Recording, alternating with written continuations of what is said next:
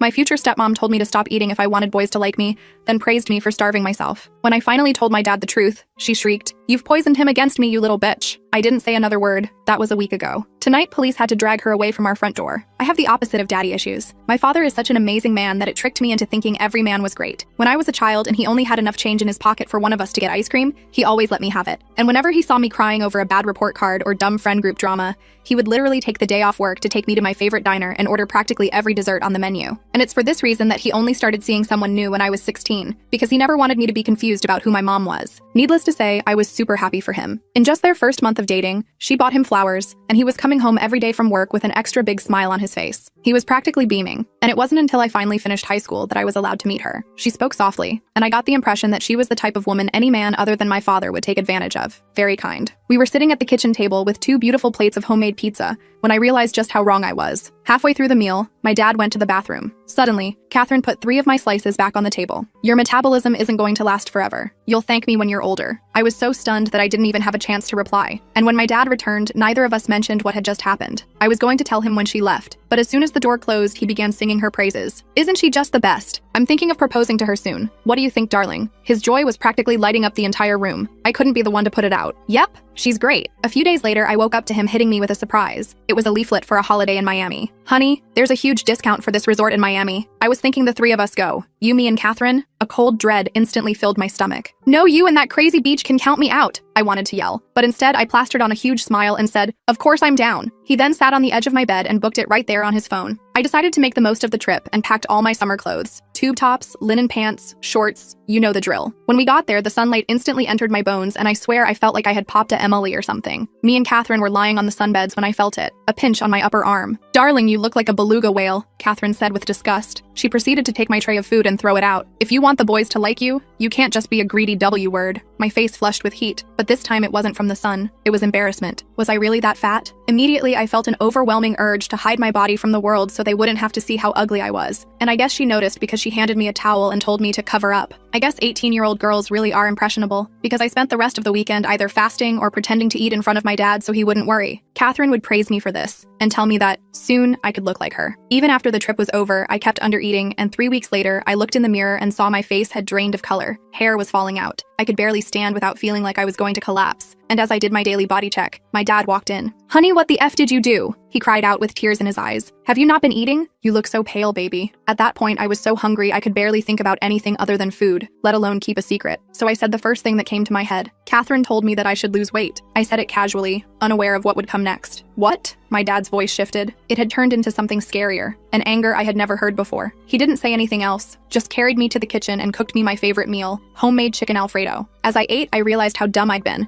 and vowed to myself to never punish my body again. Suddenly, my dad's voice erupted through the walls. This was the first time I had heard him raise his voice at anyone. When he returned, his face was bright red with anger, and I discovered Catherine was the source of his fury. "We broke up," he said. "Wait, Dad, I don't think she meant to hurt me. It's not your fault," he interrupted my guilty explanation. "She's an adult, and she should have known better." He then sat beside me, and we spent the rest of the day watching Vampire Diaries, my comfort show, together. So I was right beside him when he got the text. It was a photo from Catherine, an ultrasound. "It's yours, and we can either get back together, or you can say goodbye to your future baby," the message read, the words like a slap across both our faces. I stared at the message, my heart pounding against my ribs so hard I thought it might break through. I quickly replied, asking Tara, a mutual friend who'd introduced them, what she meant by "done this before," a cryptic message she'd sent me earlier that day. Her response came almost immediately, my phone buzzing in my sweaty palm. Catherine faked a pregnancy 2 years ago with her ex, Declan. She even bought fake ultrasound photos online. When he finally demanded she see a doctor with him, she staged a miscarriage. By then, she'd already moved into his house and isolated him from everyone. My hands trembled as I typed back, "How do I know you're telling the truth?" She sent screenshots of old conversations between her and Catherine, discussing the plan to trap Declan in sickening detail. There were even photos of Catherine with a clearly fake baby bump, the kind you could buy online,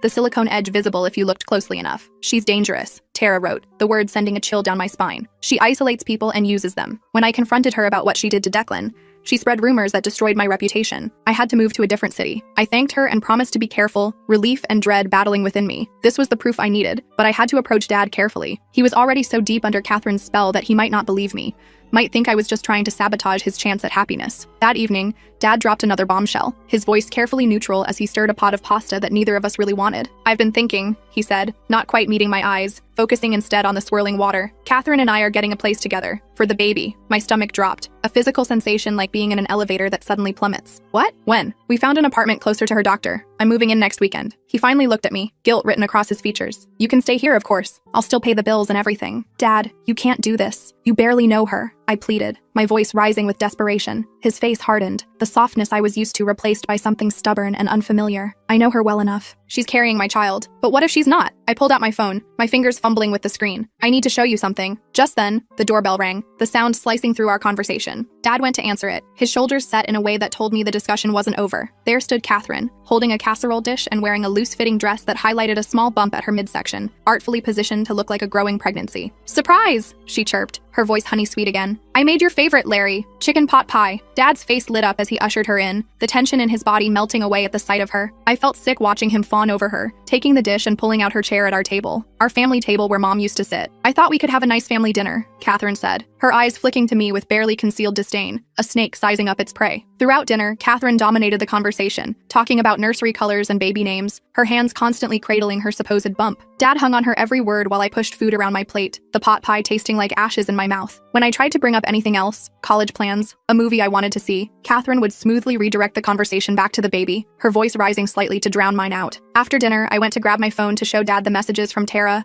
my heart racing with the thought that this might be my chance to break her spell. But it wasn't where I'd left it on the coffee table. I searched everywhere, panic rising with each empty spot, before finally finding it on the kitchen counter, completely reset to factory settings, the evidence gone. Oh, I found your phone in the bathroom, Catherine said innocently when I confronted her, her eyes wide with practiced concern. It fell in the sink and got wet, so I tried to dry it out. I guess it must have reset itself. Dad frowned at me, his brow furrowed with disappointment. Catherine was just trying to help. You should be more careful with your things. I stared at him in disbelief, a stranger wearing my father's face. The man who once took a day off work because I was sad about a bad grade was now scolding me for something I didn't do, choosing to believe this woman he barely knew over his own daughter. That night, I messaged Tara again from my laptop, explaining what had happened, the words pouring out between silent tears. She wasn't surprised. Classic Catherine move, she wrote back immediately. She did the same thing to Declan's sister when she tried to warn him. The next few weeks were a nightmare straight from the depths of hell. Dad spent most of his time with Catherine, coming home only to grab clothes or check on me, his presence in our house becoming as rare as his genuine smiles. When he was home, he was distracted and irritable, checking his phone constantly for messages from her. Catherine had convinced him I was acting out because I was jealous of the baby, turning my legitimate concerns into childish tantrums in his eyes. The final betrayal came when I overheard Dad on the phone with Aunt Lisa,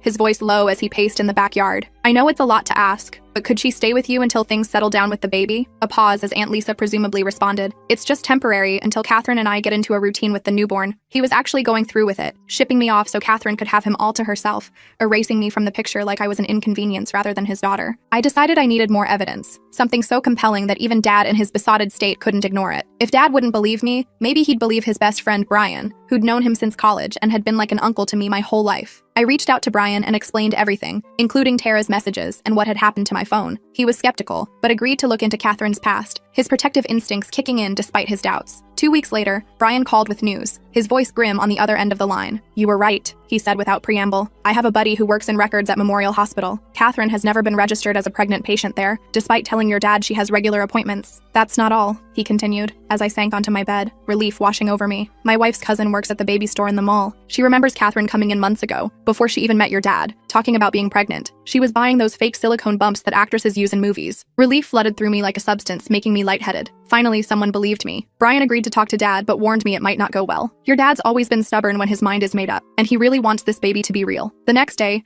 I came home from my part-time job to find Dad sitting at the kitchen table, looking shell-shocked, his face ashen and his eyes vacant. Brian sat across from him, a folder of printouts between them, evidence laid out like a prosecutor's case. Tell her what you told me, Brian urged gently. Dad looked up at me, his eyes red-rimmed and hollow. Catherine's been lying, he said hoarsely, the words seeming to physically pain him. The baby. It can't be mine. The timing doesn't work. I wanted to scream, I told you so, the vindication burning in my throat, but the broken look on his face stopped me. Instead, I sat beside him and took his hand, feeling how cold his fingers were despite the warm kitchen. I'm so sorry, Dad. He squeezed my hand, his grip desperate. I should be the one apologizing. I didn't listen to you. I let her come between us. Brian cleared his throat, his normally jovial face serious. There's more. Catherine has a history of this behavior. She's done this to at least 2 other men that I could find. One even took her to court over it. Dad's phone buzzed with a text, the sound making him flinch. Catherine, where are you? We're supposed to look at cribs today. I found the perfect one for little baby James. Dad turned off his phone with a decisive click and pushed it away like it was contaminated. I need to end this. In person. No, I said firmly, surprising myself with the authority in my voice. That's what she wants. To manipulate you face to face. You need to get a lawyer and handle this properly. Brian nodded, his expression grim. My sister's a family lawyer. She can help you draft a statement demanding a paternity test and cutting off contact until it's done. Dad agreed, but I could see the conflict in his eyes, the way his gaze kept drifting to his silent phone. Despite everything, part of him still believed, or wanted to believe, that Catherine was carrying his child, that the family he'd been dreaming of wasn't just another one of her elaborate lies. The next morning, I woke to the sound of voices downstairs, the cadence of argument rising through the floorboards. Dad was supposed to be at work, so I crept to the stairwell to listen, my heart racing. My blood ran cold when I heard Catherine's voice, high and plaintive. You're being ridiculous, Larry. Of course it's your baby. Who else's would it be? Her voice had that practiced quiver that I'd come to recognize as fake. The dates don't add up, Catherine. You were posting about being pregnant before we even met. I've seen the screenshots. Dad's voice was steady but strained, like he was holding himself together through sheer will. What are you talking about? Who's been filling your head with these lies? It's your daughter, isn't it? She's always been jealous of us. She can't stand to see you happy with someone else. I held my breath, my nails digging into my palms, praying Dad wouldn't fall for it again. I want a paternity test, he said firmly, the words clear and uncompromising. Catherine's voice turned cold, the sweet facade dropping away like a mask. So you don't trust me? After everything we've been through? It's not about trust. It's about facts. Facts? She spat, venom replacing the honey. Here's a fact. If you push this, I'll make sure you never see this baby. I'll tell everyone you abandoned us. Your boss, your friends, everyone will know what kind of man you really are. I'd heard enough, rage propelling me down the stairs. I marched into the living room, phone in hand, recording app running, capturing every word. Get out of our house, I said, my voice steadier than I felt, adrenaline making my limbs tingle. Catherine's eyes narrowed, her gaze sliding over me with contempt. This is between your father and me. Adult business that doesn't concern you. She emphasized adult as if I were a child, not an 18-year-old woman. It became my business when you told me I looked like a beluga whale and made me stop eating. I shot back, the words bursting out of me. Dad stepped between us, his body a shield. Catherine, I think you should leave.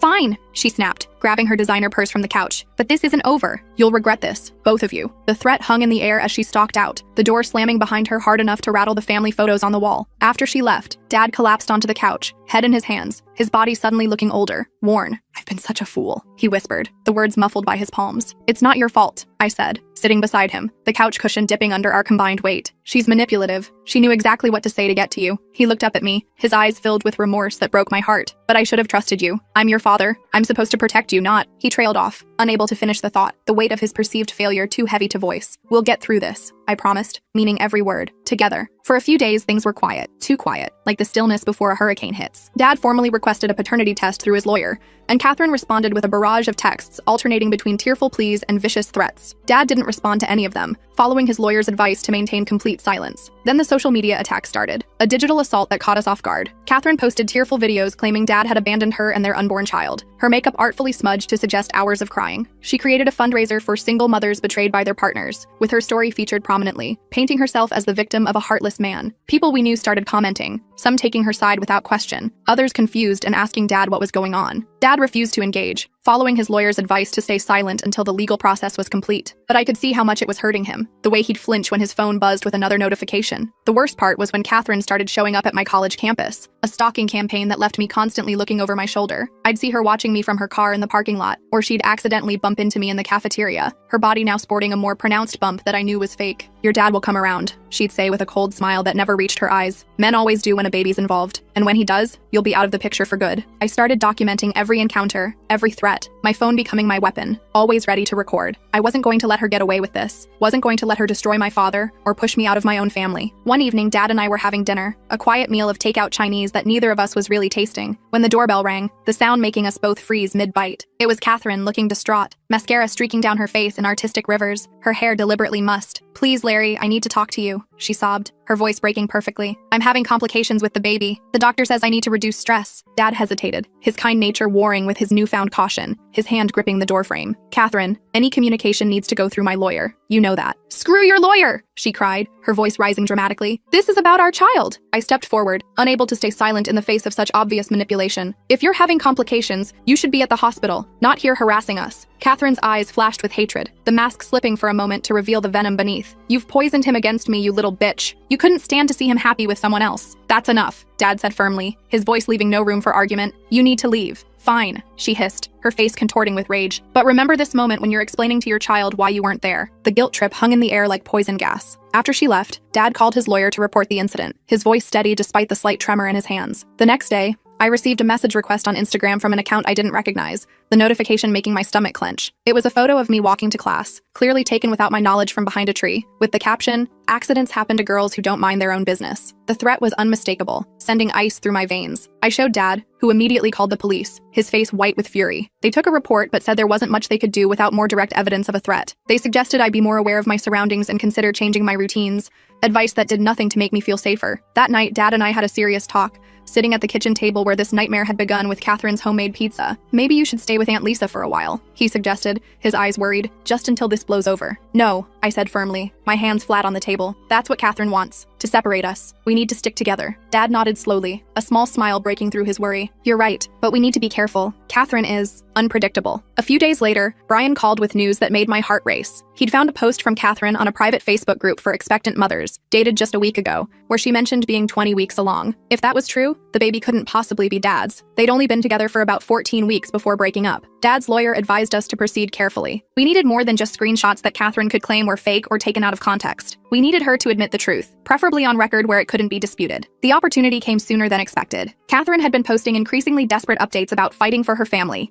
and how some people will do anything to come between a mother and father. She announced she was hosting a small pre-baby gathering at her apartment, and had invited several of Dad's friends and colleagues, a transparent attempt to force his hand. "It's a trap," I warned Dad as we read the digital invitation she'd sent to his email. "She's trying to publicly embarrass you if you don't show up." "Or it's an opportunity," Dad replied thoughtfully, a spark of the strategic thinker I knew returning to his eyes. "If we both go, with Brian as backup." We hatched a plan over coffee and leftover pizza. Dad would attend the gathering with Brian, acting conciliatory but non-committal. I would arrive separately, keeping a low profile. Our goal was to get Catherine talking about the pregnancy timeline in front of witnesses, to catch her in a lie so obvious that even her most ardent supporters couldn't ignore it. The day of the gathering arrived, sunny and deceptively cheerful. Dad and Brian went in first while I waited in Brian's wife's car across the street, my stomach in knots. After 20 minutes, I received the text signal and entered the apartment building, my heart pounding with each step up the stairs. Catherine's face when she saw me was priceless, a flash of pure hatred quickly masked by a surprised smile that didn't reach her eyes. "Oh, I didn't expect you to come," she said, her voice tight despite the welcoming words. "I wouldn't miss it," I said sweetly, matching her fake tone. "After all, this is my future half-sibling we're celebrating." The apartment was decorated with pink and blue balloons,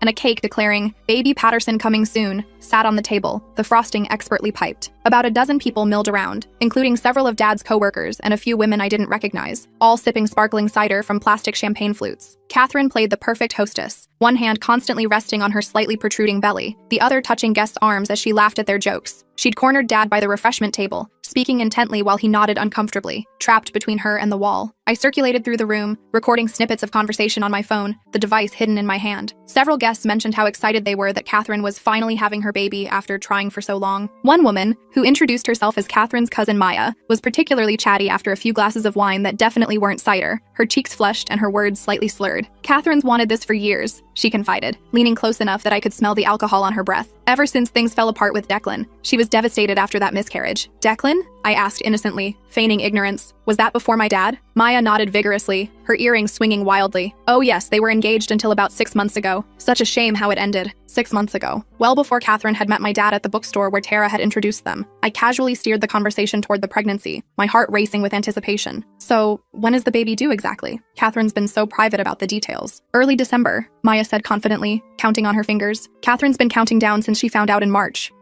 When Catherine and Dad hadn't even met yet, hadn't even been in the same room together. I thanked Maya and moved away, heart pounding with vindication. This was it, the confirmation we needed, from Catherine's own family member. I texted Dad, "December due date, found out in March, get her to confirm." Across the room, I saw Dad check his phone, then nod slightly, his eyes meeting mine briefly before returning to Catherine, who was now showing ultrasound photos to an older couple. As the gathering wound down, Catherine clinked a glass for attention, the sound cutting through the chatter. "Thank you all for coming to celebrate our little miracle," she gushed, pulling Dad close to her side, her arm snaking around his waist possessively. "As many of you know, this pregnancy has been a blessing after so much heartbreak." Dad smiled stiffly, his discomfort visible only to those who knew him well. "Catherine, remind me again, when exactly did we find out about the baby?" he asked, his voice casual but clear enough to carry through the now quiet room. A flicker of uncertainty crossed her face, there and gone in an instant. "You know, honey, in May." "May," Dad repeated, nodding thoughtfully. "And the baby's due in December?" "That's right," she said, her smile faltering slightly as she sensed the trap closing. "That's interesting," Dad said conversationally, "because that would make you about 20 weeks along now, right?" Catherine nodded, clearly unsure where this was going, but unable to deny basic math in front of a room full of people. "The thing is," Dad continued, his voice still still pleasant but firm. We only dated for 14 weeks before breaking up, so I'm curious how this baby could possibly be mine. The room went silent, the only sound the hum of the refrigerator in the kitchen. Catherine's face flushed red, starting at her neck and creeping upward. "You're confused about the dates," she said quickly, her voice higher than usual. "We started seeing each other earlier than you remember." "No, we didn't," Dad said, certainty in every syllable. "And according to your cousin Maya, you found out you were pregnant in March, before we even met." All eyes turned to Maya, who looked mortified, her wineglass frozen halfway to her lips. I might have mixed up the months," she stammered, avoiding Catherine's glare. Catherine's pleasant mask cracked, fracturing like thin ice under too much weight. "This is ridiculous. Are you calling me a liar in front of our friends?" "I'm just trying to understand the timeline," Dad said calmly, his voice steady despite the tension crackling in the air. "Because it doesn't add up." Catherine's eyes darted around the room, taking in the confused and suspicious faces of her guests. Then she looked at me, standing quietly in the corner, phone in hand. "You," she hissed, recognition dawning. "This is all you're doing." She lunged toward me, but Dad stepped between us, his body a shield. "Catherine, stop. This isn't about my daughter. This is about the truth." "The truth?" She laughed bitterly, the sound harsh and unnatural. "You want the truth? Fine. The baby isn't yours. It never was. Are you happy now?" The confession hung in the air, stunning in its suddenness. Several guests gasped. Someone muttered, "I knew it." "In fact," Catherine continued,